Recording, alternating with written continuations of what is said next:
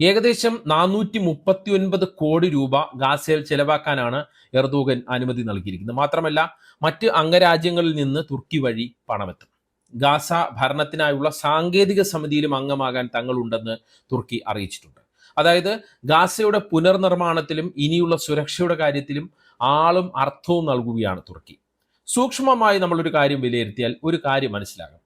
ഗാസയുടെ കാര്യത്തിൽ ഇത്രയും നാൾ ഉണ്ടായിരുന്ന ബൈസ്റ്റാൻഡർ പൊസിഷനിൽ നിന്ന് പ്ലേ പൊസിഷനിലേക്ക് തുർക്കി വന്നതായി കാണാൻ പറ്റും. അത് സമാധാന ചർച്ചകൾക്ക് ഗുണമാവുകയും ചെയ്തു. ആദ്യഘട്ടത്തിൽ മധ്യസ്ഥ ചർച്ചകളിൽ തുർക്കി ഉണ്ടായിരുന്നില്ല. ഖത്തറും ഈജിപ്തുമാണ് ഹമാസും ഇസ്രയേലുമായുള്ള മധ്യസ്ഥ ചർച്ചകളിൽ പങ്കെടുത്തത്. എന്നാൽ സെപ്റ്റംബർ അവസാനം മുതൽ മധ്യസ്ഥ ചർച്ചകളിൽ നിർണായക റോളിലേക്ക് തുർക്കി എത്തി. ട്രംപിന്റെ നിർദ്ദേശത്തെ തുടർന്നാണ് തുർക്കി ഗാസ ചർച്ചകളിൽ പങ്കെടുത്തത് എന്നതാണ് ഒരു റിപ്പോർട്ട്.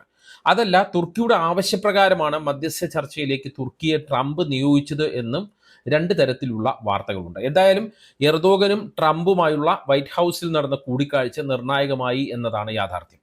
ഹമാസുമായി അടുത്ത ബന്ധം ഉള്ള രാജ്യമാണ് തുർക്കി. ചില ഹമാസ് നേതാക്കൾ ഇപ്പോഴും തുർക്കിയിലാണ് ജീവിക്കുന്നത്. ഇതും ഗാസ സമാധാന ചർച്ചകളിൽ സഹായകരമായി എന്നാണ് റിപ്പോർട്ട്.